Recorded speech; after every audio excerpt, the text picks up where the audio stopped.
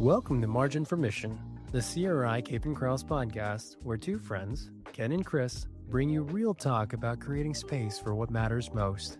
Because when your organization has financial and operational margin, you can focus on your mission with confidence. We're professionals who've spent years helping churches, higher education institutions, and other mission-focused nonprofit organizations manage their accounting, tax, compliance, and other challenges. We understand the complexities you face, and we're here to make it simpler.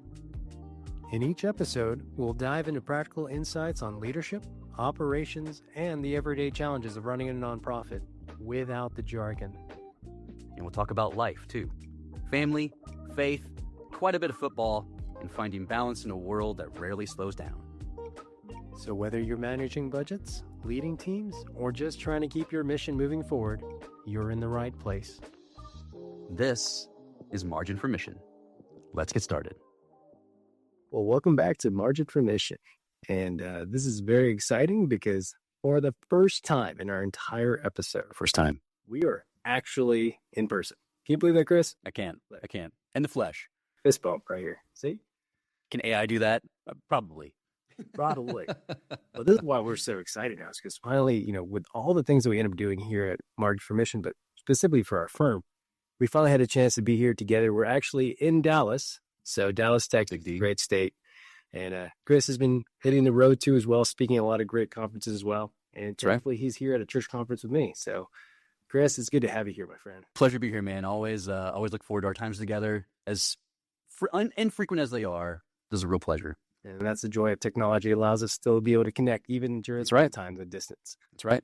Well, I know this episode is actually a lot more casual because this is where part of it was just, hey, we're finally able to catch up in person. We want to just be able to just have just a type of conversation where it's not accounting related. So I know for a lot of y'all, you're going to be pretty disappointed that we're not going to talk about technical accounting guidance.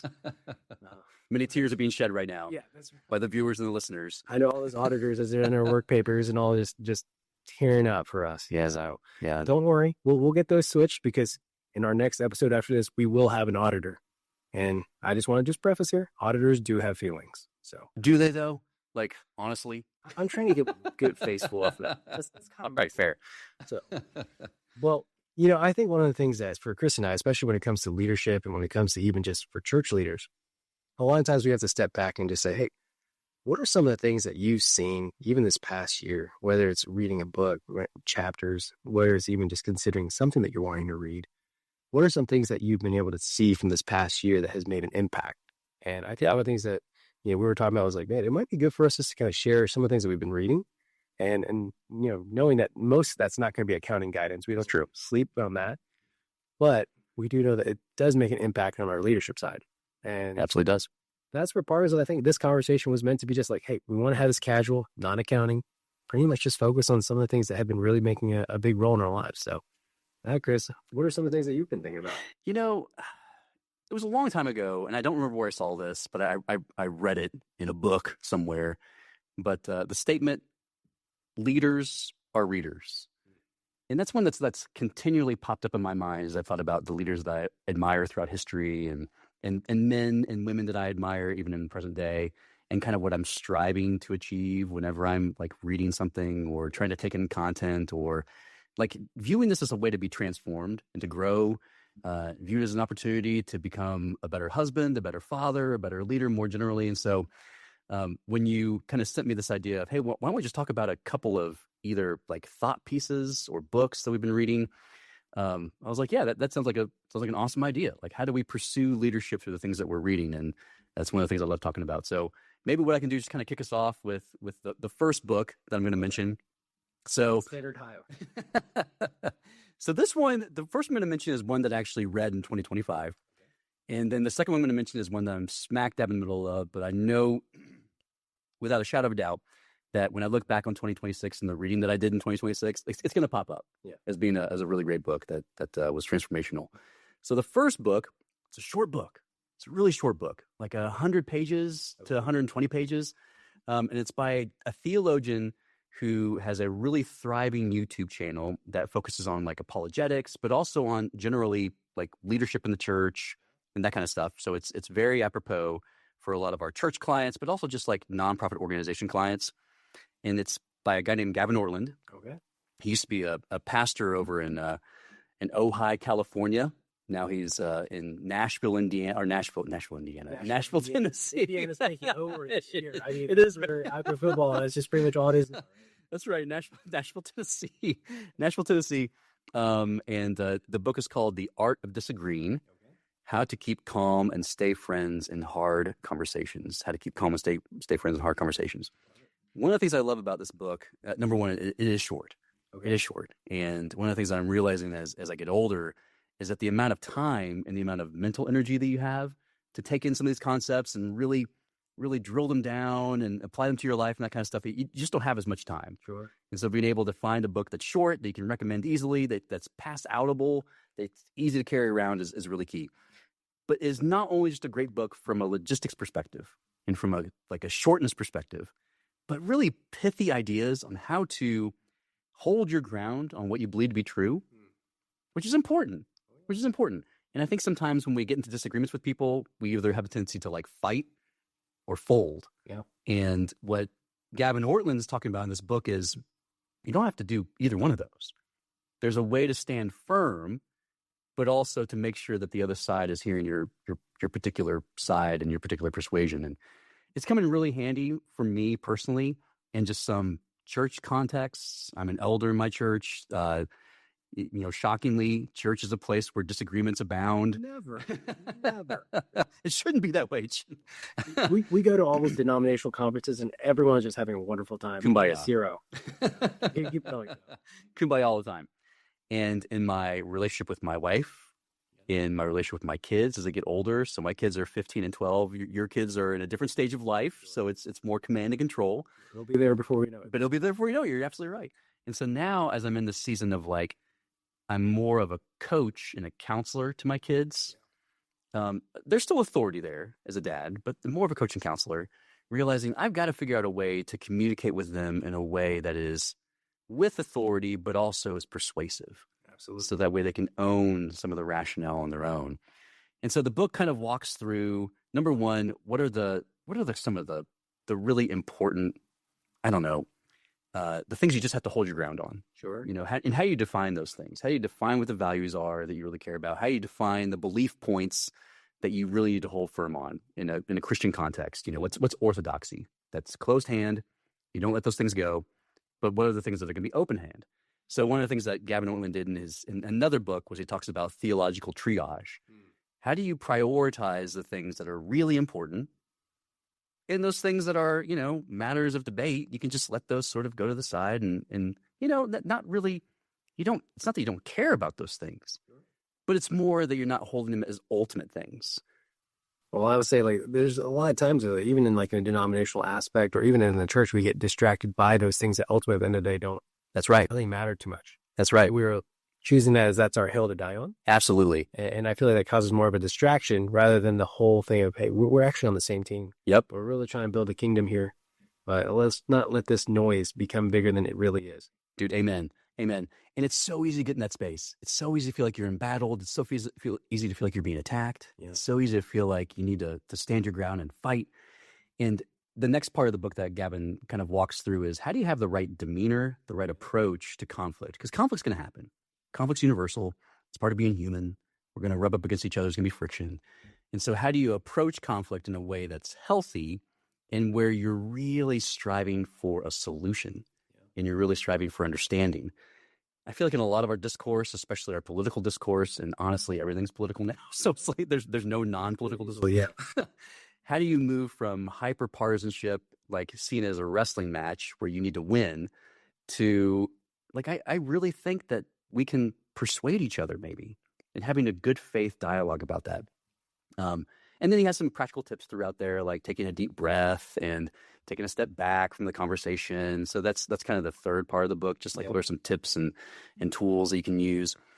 So all in all, it's been a book that I have thought about many times throughout the latter half of 2025 and into 2026, as far as how do I navigate life as a father? How do I navigate life as a husband? How do I navigate life as a partner at a firm?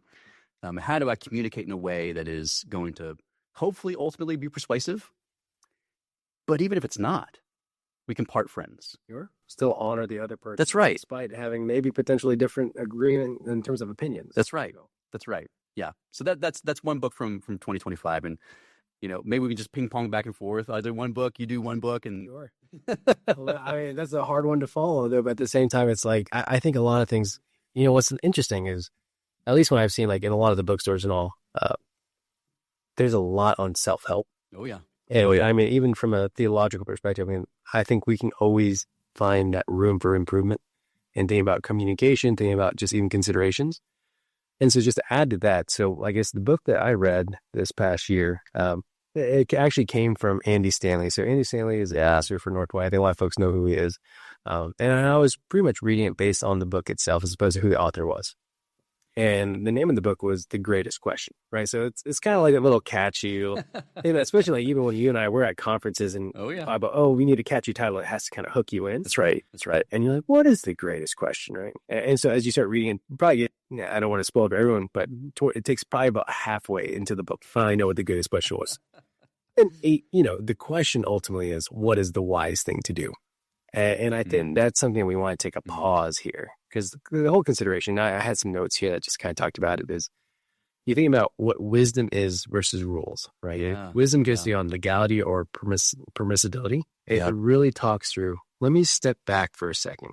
I know what could be done, but what will be the wise thing to do here, right? It also talks about direction and not intention, right? Really, direction determines your destination. That's good.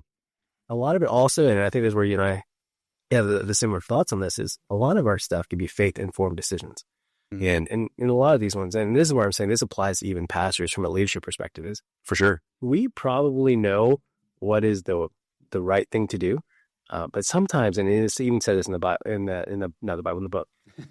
And hey, that's in this book. Yeah, I've been reading it too. I just remember she isn't here. I'm in my next iteration of trying to do the Bible in a year. But hey, all right. For this one, we start thinking about a lot of times in the book. It talked about how very easily we know what is the right thing to do, but we try to convince ourselves to do something else. Right, and that's where the temptation piece is a lot of times we start thinking about even church leadership. A lot of church leaders understand the pressures, wherever stay in a certain situation. They probably know that, hey, I shouldn't put myself in this situation. Yeah. And you start to step back and say, well, to an extent, you might start to be able to justify some of the things, right? And that's where it was probably some of the slippery slopes that a lot of church leaders have from a ministry perspective. We're trying to say here, hey, look, this one simple question really plays a bigger role of saying, what is the wise thing to do? Because part of this is this makes an impact. Yeah. Not just for you, but even those around you. Yeah. And generationally. One of the things that I think probably came up in the fraud talk, but it's come up in other fraud talks that I've heard, is the ability to rationalize behavior that would have just been outlandish to you years ago, is one of the components of a person who's probably more susceptible to fraud and embezzlement and absconding with funds. It's like, well, I'll pay it back. I'll get them back. It's temporary. It's time bound. I'm just in a jam right now. And then what ends up happening is slowly but surely you begin to erode whatever conscience would have been there. So it's a challenge for sure. Maybe I should try. There we go. So those that are listening, don't worry. Disregarding anything. If we're trying our best right now, it would be in person. But I think just keeping adding on to that, because I handle pretty much the majority of the forensic engagements on the Cape and Crowd side with my colleague, and you can easily see just that rationalization. Yeah, and these are actually ministries that we've been interacting with, and I know we had the episode that talked about trust but verify. Yep. The whole thing here has been like, at the end of the day, most of those folks knew what the right answer was. Right. Yeah. But then the question was, how different is that from the wise thing to do? That's right. I think there's actually some of the quotes that I had left as a part of what I see from this book, right? It says, it's possible to be right and still be unwise. And I think we could probably talk about that from a family perspective. We're not going to add any more than that too. So like for us, especially, I think it's important for us to think about, especially the leaders at home, at work, at school, at church. We have to realize the impact that is. Just because that may be the right answer may not be the wisest thing too. That's so true. Like in relationships generally, you're right. Like I remember I was talking to one colleague, and he is a person who is just, he's just right. Yeah. He's right, and for the most part, he is right, like 99% of the time. He's a well-studied person, very smart. And he had a person who was close to him asked him, would you rather be in a relationship with a person or be right? Hmm. And first off, I don't think you have to choose, Sure. right? You can still be correct about things. This is not just like tossing aside orthodoxy and that kind of stuff. Yeah. But the idea that you don't have to fight every battle to be right, and you can sort of ease back and find a different approach to having that conversation. So I like that. Like, it's not about being right all the time. And I think just to add on here, wisdom always has a future orientation. So a lot of the things about, like, there's many times when we make our decision, like you're used to talking about, like, being right and all. Sometimes you're only thinking about the short term. Yeah. And just realizing when you start thinking about what's the wise thing to do, you're saying the impact goes beyond just what's happening right now, but even the future. Good. That's really good. Yeah. Again, this goes back to, we've seen it with moral failures. Think about what that does in the future, not just for that person, but even for those that are impacted. We want to do the right thing. Yeah. And it really helps me kind of step back for a second. Yeah. Not because I'm making bad decisions, more so, how do I really make sure that what I'm doing here goes beyond front thing? Yeah. That's good. That's good. I think of a couple of Proverbs. The first one is the most famous one. The fear of the Lord is beginning of wisdom, and having that eternal orientation, that transcendent orientation. Yeah. That what I'm doing, whether it's with another person or behind closed doors or when no one's looking, is still seen by an almighty God, who knows all things and can see all things and will ultimately be the one who judges. But then another proverb that I think about often is, teach us to number our days that we may gain a heart of wisdom. That's a good one. And it works on both sides, right? Like, yes, we need to number our days because we're like a vapor in the wind. We're not going to last for very long. And so we need to kind of seize the day, have the conversation, do the tough task, and that sort of thing. But it also works on the other side too. Like, we're eternal spiritual beings who will ultimately last forever. And so being able to realize, like, yes, this earthly existence is going to pass, but I've got an eternal existence that's going to go on and stretch on for an infinite line. That's also a way to number our days. Oh, yeah. And that gives us a sense of wisdom. Having an eternal perspective, having a future-oriented perspective is so key. And I think it adds an even deeper purpose to even what we do on a day-to-day. Oh, yeah. I think about Colossians 3:23, right? Yeah. In all things work unto God and not unto men. And that for me is like, well, I'm still serving, for personal side, I'm still right with people, but this is where I was like, hey, my goal here is to be a good steward. And whether it's relationships, whether it's some of these engagements that I'm doing, I want to make sure I'm still reflecting the right testimony. Yeah. Because again, that's where part of it is. It extends even beyond an engagement with our clients, with us. We want to make sure that we're still leaving that lasting impact in how we perform and how we actually exude ourselves. So that's good. Yeah. That's good. Ping pong back to you, Chris. Book number two. So one of the things I've been thinking about a lot throughout my career, honestly, but just in the past year more so, is the importance of institutions. So, there's been study after study that shows that we are in an historic low when it comes to trust in institutions, whether it's schools, churches, government, you name it. Yeah. Like, people are just not wild about institutions. And so what does that mean? Well, sometimes it means that they're turning to like a social media community. Yeah. Maybe it just means that they're turning to their chosen family community. Some people choose family, but even that's an institution that they don't trust anymore. But one of the things I've been impacted by is realizing, but institutions really are important. Yes, they're not eternal beings because institutions will come and go, but they will outlast, hopefully, an individual human life on earth. Sure. And so building into those institutions like we do at Capen, building into churches, building into universities and colleges, building into, nonprofits is super, super key. And it's a key part of my vocation. One of the institutions that I think is the hope of the world is the kind of basic institution for the last 2,000 years. Jesus said the gates of hell shall not prevail against it, is the church. And so I picked up this little book. I'm gonna showcase it on the camera. It's called The Reason for Church. It's by a guy named Brad Edwards. And the subtitle is Why the Body of Christ Still Matters in an Age of Anxiety, Division, and Radical Individualism. So this book, the reason I got turned on to this book was Christianity Today every year has Christianity Today Book Awards, where they have like 12 different categories of books. And they say, here's the winner of this category, here's the runner-up. And so every year I kind of glance through that list and I'm like, okay, this is a book that I want to check out. This was their book of the year, like overall winner for Christianity Today. Out of the hundreds of Christian books that are published every single year, this was the one. So I picked it up. I'm about halfway through it, and it's in two parts, basically. The first part is what is wrong, and the second part is what is good. And the second part deals with what theologians call ecclesiology, or what we just call like the idea of the church. What does the church exist for? How is it formed? That kind of stuff. And there are just some really good thoughts here regarding why are we in such a radically individualistic state currently, where people don't want to join things anymore, or people don't want to trust institutions anymore. And I think what this author does, what Brad does really well, is he's sensitive to the rationale for why people don't have trust anymore. He's like, yeah, I kind of get it. Yeah. I kind of get it. Like there have been many leaders, mostly, who have done things that are not worthy of trust. In fact, are worthy of being castigated. And he's just like, yeah, I get it. So anyway, here are the kind of the big picture things from this first half of the book that as to what's going on in our individual society. So this first one is spiritual pragmatism, how seeker sensitivity and self-actualization reduce the church to a spiritual nonprofit. So the spirituals, the church is now kind of a purveyor of spiritual goods.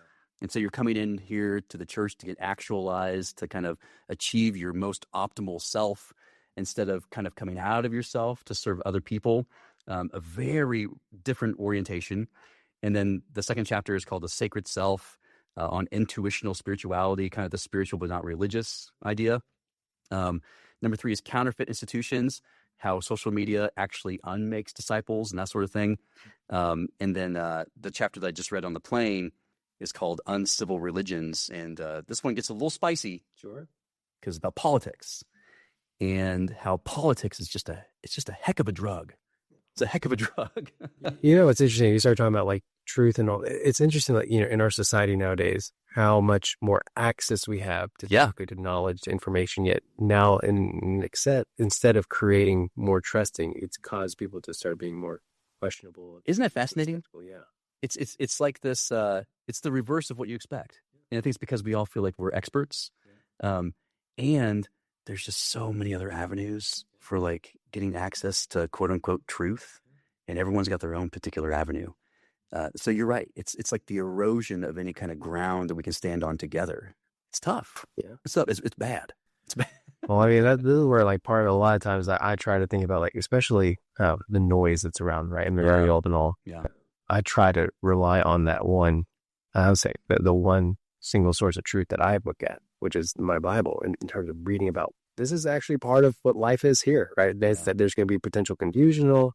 We're not trying to talk too theological, but in this case, essentially saying, hey, like, I think for humans, for us, naturally, we are seeking out truth. Yeah. And this is where part of it is a lot of times with the access to some information, it causes us to become more questioning. Yeah. As opposed to really seeing where is truth. And there's a lot of things I'm saying. Our biggest encouragement is for y'all to actually seek it out. That's right. Well, and to your point about wisdom earlier, yes, we have no limit to the amount of information we can get access to. It's all right there. Like things that people even 100 years ago couldn't have even like dreamt of. But wisdom was what really matters, right? Wisdom is the tool, it's the skill set, it's the wherewithal to actually navigate your way through all the competing voices, shut out the noise, find the truth, find the real stuff, and then move forward and actually live it out in your life. That's what wisdom is. Yeah. And that's what's in, honestly, pretty short supply. Look. Well, I guess I'll share about my last book as well. Awesome, man. And this kind of shows you kind of like where I'm at in my stage of life right now. So, of course, for a lot of folks here that know that I'm a dad to 4 very busy boys. Got some kids, yeah. Got some kids. Right? But it's never quiet in the household. So, but something we've got, we call it our beautiful chaos. We're busy but blessed. I like it. And a book that someone brought to me to be able to read. It is something that talks more about fatherhood, right? Mm-hmm. This is a book from John Tyson. Yeah. Intentional father. The Aussie. Right? Yeah. And the whole thing here, and the premise here was to be focusing on rejecting passivity and embracing the God-given responsibility to actively shape children's spiritual, emotional, and moral formation. Yeah. And there's a lot of things in that book that, at the end of the day, I don't think is a surprise to us. But I think it just shows the importance of even our roles as leaders at home. Yeah. Because that even exudes even to in the future in the workplace of how we also reflect ourselves. And a lot of it talks about fathers play a big role of shaping identity, not just behavior, in terms of formation, right? For my boys, I think about just the fact that right now I am probably their role model from the house perspective, but eventually there's going to be other role models potentially as they pursue, right? Hopefully, yeah. Scary, but it's meant to be saying that, hey, they're going to be looking up to someone in terms of how do they really start shaping who they are in the future. Yeah. And this really talks about trying to be very intentional, right? Yeah. The second Intentional father, is intentional presence, right? Yeah. That's who I care. Yeah. You know, when we talked about work-life balance a few episodes ago, Right. I think it's one of the things I continue to work on. Because again, I think for us, we've been blessed with the ability to have that flexibility. That's right. But there's so many times that just in the full busyness of life, it's so easy for us to forget to be present. Man. And, you know, that's one of the things like for me, I was like, in the blink of an eye, I'm sure like for you with your kids, in the blink of an eye, they went from being a newborn to suddenly now they're kind of doing their own things. And I know that it's going to be the case for me. And I'm trying to at least remember that there is time for me to be busy, but there's also time for me to step back and be present. That's really good. That's really good. And it's definitely a challenge, right? It's a tension to be managed, as they say. And so many dads, and I can only speak from a dad's perspective, but it's so many dads, we just sleepwalk through life, you know, and we're not intentional about a lot of things, whether it's intentional with our free time, intentional with the way that we're doing work, intentional in this case with the way that we're parenting our kids. And I think it's incredibly important that as fathers who, you know, have kids in varying stages, that you take those intentional moments. It's going to look different when you have kids your age than with kids my age. But the intentionality is still the same. Showing up, being present, not kind of clocking out. As it does there, because the temptation is always there.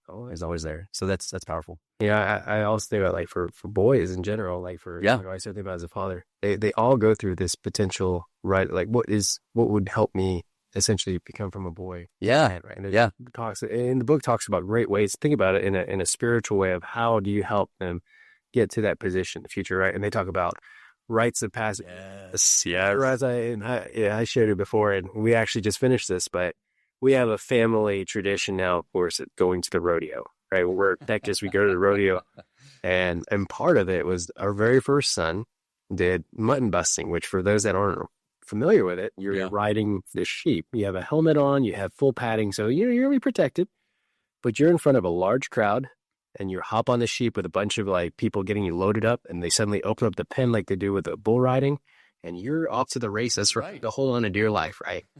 And we realized, hey, we can do this for our boys, right? So our first did it, then our second born did it, and this past year, our third born, he's great, very nervous, right? Like, I don't know if I can do this or I do this, and you know, I don't know where I got this. Again, I'm not going to say I took this myself and trademarked it, but I said, son, you know, here's how I think about it, boy.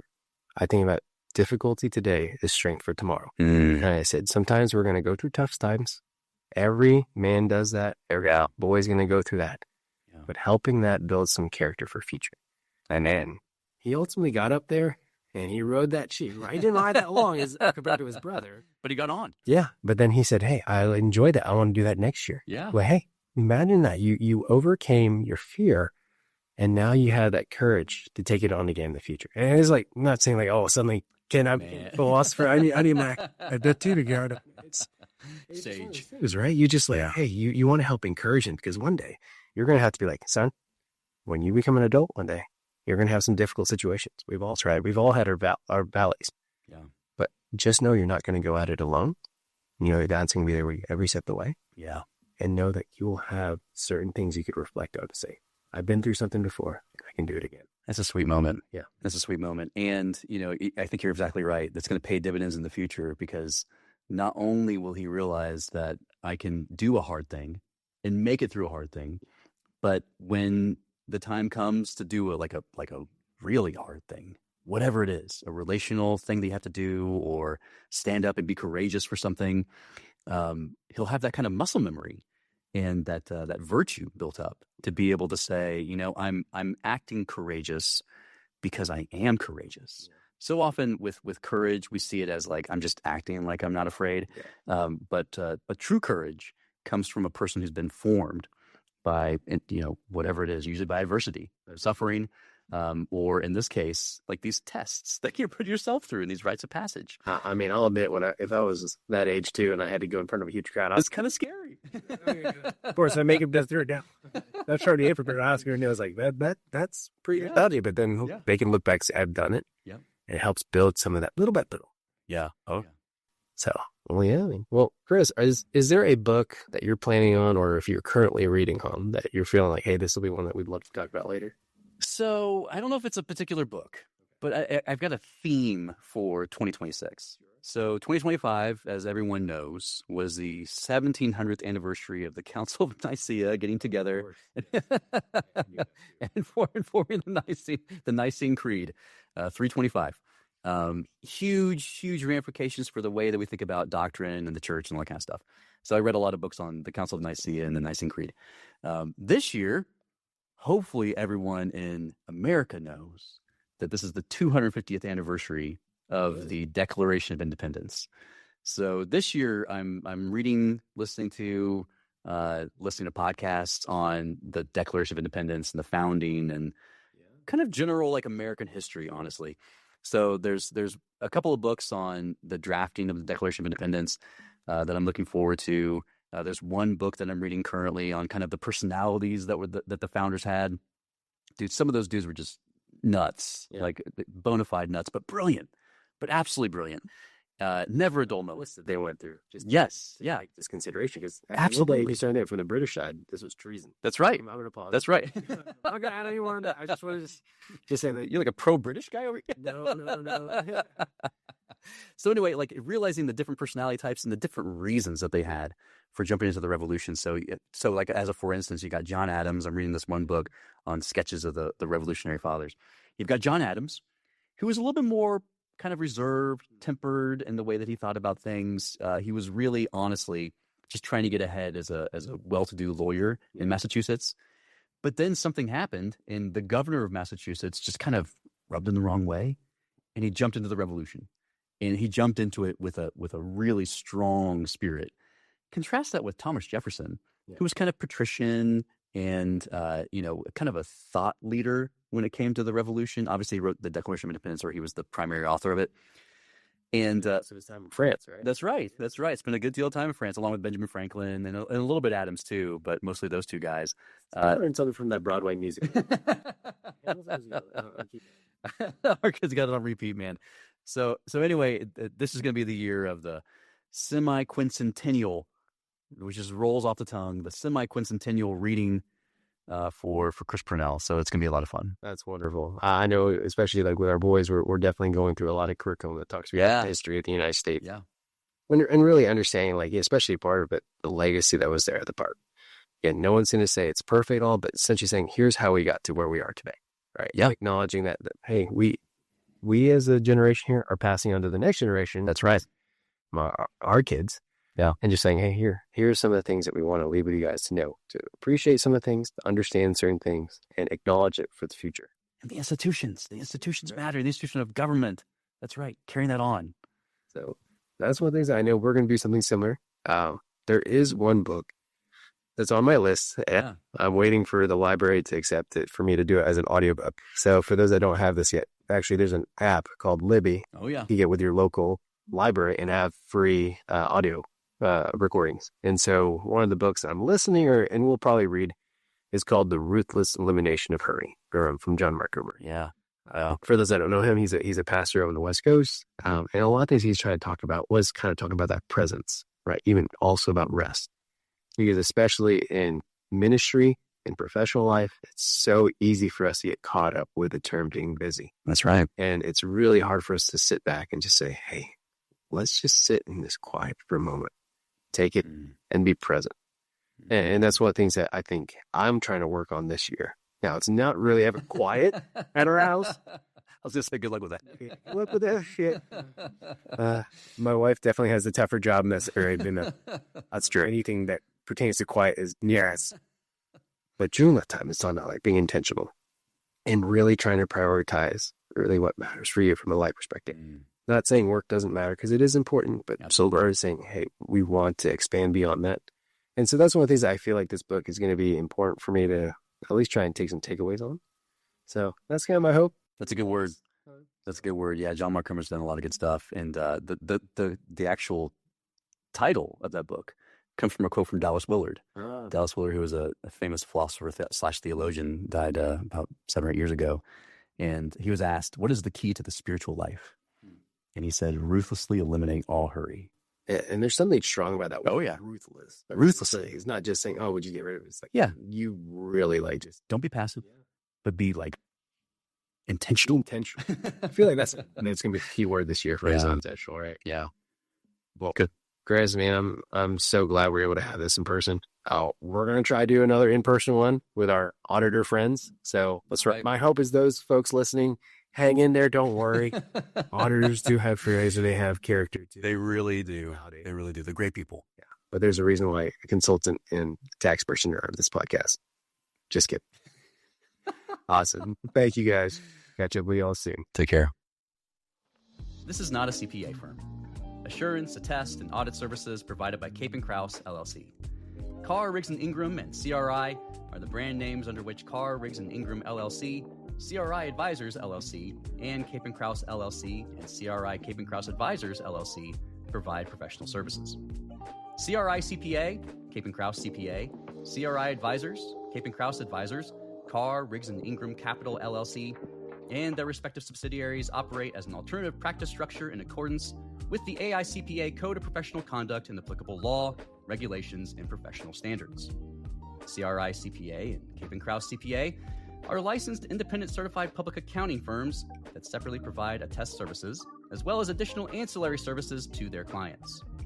CRI CPA and Cape & Krause CPA are independently owned CPA firms that provide attestation services separate from one another.